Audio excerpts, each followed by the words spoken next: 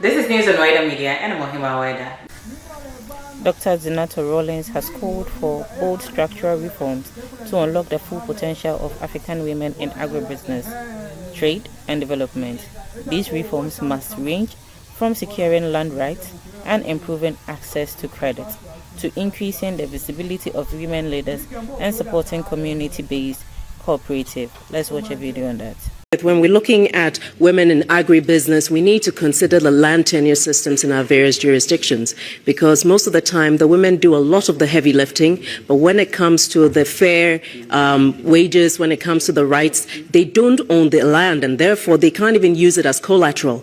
The studies show that women tend to pay their loans back more at high rates than the men do. But the barriers to women getting loans, especially the so-called grassroots women, is the fact that they don't have collateral that they can actually use in order to avail of the loans, which basically means that the most vulnerable women end up being the ones who have the least amount of access to exactly the thing that we're trying to use to build them, which is the financing.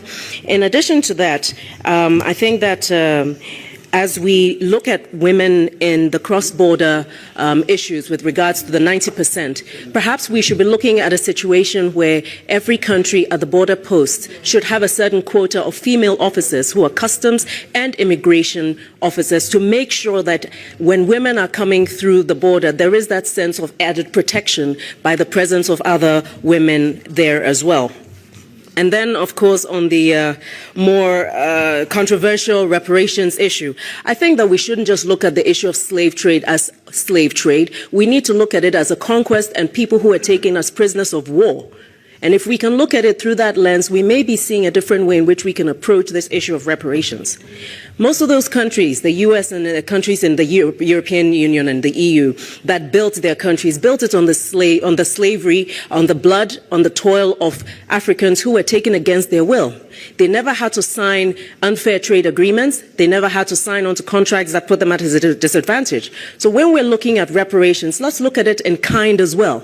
How can we have these people, in paying back, actually help us in terms of rebuilding our roads, setting up the infrastructure we need, whether it's the IT, whether it's electricity, power, all of the things that will make us leapfrog into the space that we really need to be, to give us a solid base on which to build everything else that we're talking about in terms of women's empowerment and support of economies. Thank you very much. And thank you. The next. Thank you. And in conclusion, I think that we should put financial value to what the women bring to the table. Too many women are working, they're paid, they're not paid, the work is not recognized. We must put a financial value on the unpaid labor of women on the continent in order to make sure that more women are empowered. What is your take on women having access to credit facilities? Share your thoughts in the comment section. Don't forget, this is news on WIDERmedia. Stay tuned for more news.